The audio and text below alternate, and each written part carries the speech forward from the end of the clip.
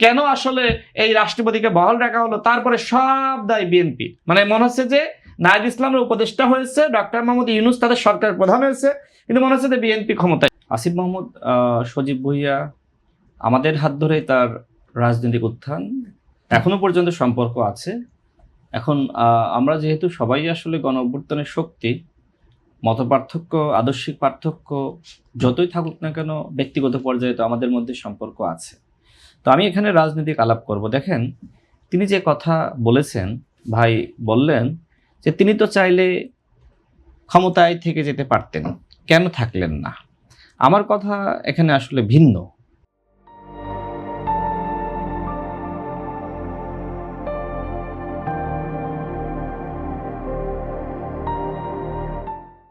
যে আসলে তিনি যে সময় ক্ষমতায় ছিলেন তখন কেন নামগুলো প্রকাশ করলেন না, এবং সেই ডিপ স্টেট আসলে কারা, সেখানে কারা আছে। যদি আপনি এই ডিপ স্টেটের কথা বলতে পারেন তাহলে নামগুলো কেন বলতে পারছেন না? আপনি তো গণ অভ্যুত্থানের শক্তি, তাই না? ভয় কিসের? এখন তো নির্বাচিত সরকার ক্ষমতায় রয়েছে।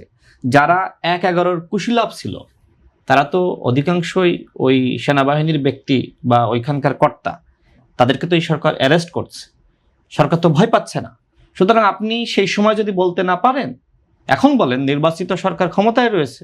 আমার কাছে মনে হয় আমার দুজন আলোচক তারাও আমার সাথে একমত হবে যে যারা ডিপ স্টেট, যারা আপনাকে এইভাবে আর একটি ১/১১ সৃষ্টি করতে চেয়েছিল, আপনি যদি নামগুলো যদি না বলেন, দায়িত্ব আপনাকেও নিতে হবে যে আপনি আসলে সেই ডিপ স্টেটের অংশ হওয়ার প্রক্রিয়ার মধ্যে ছিলেন কিনা, এখন আপনি ব্যর্থ হয়েছেন কিনা, সেটি নিয়ে আমার প্রশ্ন আছে। দেখেন, আমি সবসময় সরকারের সমালোচনা করেছি। আজকে আমাদের শাহরিয়ার ভাই, তারা তো আমার কাছে মনে হয় যে নির্বাচনের পর থেকে মোটামুটি এইভাবে সরকারের সমালোচনা করছে। আগে কিন্তু এই সরকারকে তারা ৫ বছর ক্ষমতায় রাখতে চেয়েছিল। যে কথা তিনি বললেন তার কথার মধ্য দিয়ে কিন্তু আমার এই বক্তব্যের প্রমাণ রয়েছে যে সংস্কারের আগে, নতুন সংবিধানের আগে কেন জাতীয় নির্বাচন দেয়া হলো।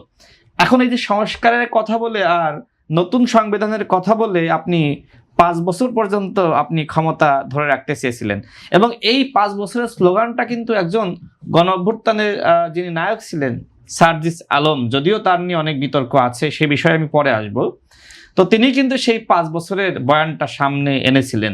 আমার প্রশ্ন হলো, ওই ডিপ স্টেটের সেই যারা কুশীলব ছিল তারা কি আসলে ওই সার্জিস আলমকে দিয়ে আসলে এই বিষয়টি সামনে এনেছিল কিনা?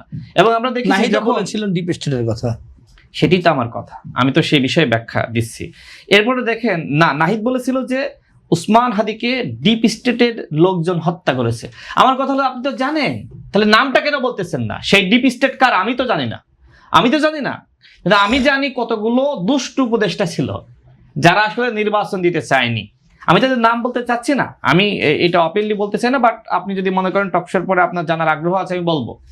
কয়েকজন দুষ্টু উপদেষ্টা ছিল যারা আসলে নির্বাচন দিতে 10 মার্চ রাজশাহীতে এক অনুষ্ঠানে নাহিদ ইসলাম বলেছিলেন শরীফ ওসমান হাদি হত্যাকাণ্ডের পেছনে জড়িত ছিল ডিপ স্টেট। আমি তো সেই একই কথা বলছি। আজকে যে ডিপ স্টেটের কথা বলা হচ্ছে, সেই স্টেট আসলে কারা? নাম তো আপনাদের জানা, আপনারা জানেন। তার মানে কি, আমরা যে উসমান হাদির খুনিকে খুঁজতেছি, তাই না? তো এই খুনিকে আমরা এত কষ্ট করে কেন খুঁজতেছি? আজকে ডিপ স্টেট খুন করেছে, তাই না? স্পষ্টভাবে আপনি বলে দিচ্ছেন। তার মানে এই ডিপ স্টেটকে আপনি ধরেন, মানে আমি তার কথাই বলছি।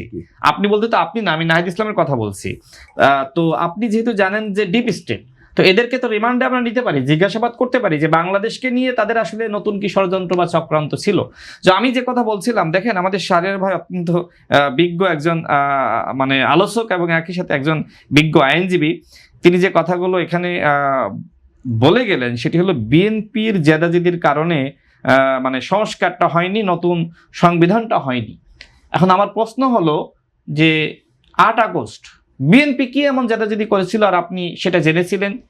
৮ আগস্ট কেন এই বর্তমান রাষ্ট্রপতির হাতে নাহিদ ইসলামরা, আসিফ মাহমুদরা শপথ দিলেন, এবং কেন শেখ হাসিনার এডিটেড সেই সংবিধান মেনে শপথ নিলেন? এখন ৮ আগস্ট ডক্টর মোহাম্মদ ইউনূস নতুনভাবে এই সংবিধানের স্বীকৃতি দিলেন এবং এই রাষ্ট্রপতির পুনর্জীবন দিলেন। এর দায় কি বিএনপি? হ্যাঁ, আপনি হয়তো বলতে পারেন যে বিএনপি ওই সময় বলেনি যে আমরা এই সংবিধান চাই না, এই রাষ্ট্রপতি চায় না। একটি রাজনৈতিক দল হিসেবে বিএনপি এই কথা কেন বলবে? ওই সময় তো গণ অভ্যুত্থানের শক্তি কে ছিল? গণঅভ্যুত্থানের শক্তি তো একদম সামনে থেকে নেতৃত্ব দিয়েছে আসিফ মাহমুদরা, এবং তাদের হাতে সমস্ত আপনার সেই ক্ষমতা ছিল। তারা চাইলেই কিন্তু এই সংবিধান তারা স্থগিত করতে পারত, এই রাষ্ট্রপতিকে বাদ দিয়ে নতুন রাষ্ট্রপতি নিয়োগ দিতে পারত। শাহরিয়ার ভাই মনে হয় নোট করতেছে, আরেকটি প্রশ্ন তিনি করবেন যে বিএনপি কেন সেই সময় কথা বললো না। আমার প্রশ্ন হলো যে শাহরিয়ার ভাইয়ের দল জামাত ইসলাম তারা কি প্রশ্ন তুলেছিল? তোলে নাই। এরকম অসংখ্য দল কিন্তু সেই সময় প্রশ্ন তোলে নাই। পরবর্তীতে 6 মাস 1 বছর পরে যখন নাহিদ ইসলামরা এক ধরনের বিতর্কিত হয়ে গেল, বিপাকে পড়লো, তখন তারা সব দায় বিএনপির উপর দিতে থাকলো। যখন ক্ষমতা তারা আসলে লুটে পুটে খাচ্ছিল, আর আরামায়েশে চলছিল, মন্ত্রীপাড়ায় যখন বসবাস শুরু করলো, সেই সময় যখন ভালো লাগছিল তখন কিন্তু কোনো কথাবার্তা নাই। যে সময় থেকে এক ধরনের জনগণ ফুঁসে উঠলো যে কেন এই সংবিধান বহাল রাখা হলো, কেন আসলে এই রাষ্ট্রপতিকে বহাল রাখা হলো, তারপরে সব দায় বিএনপি।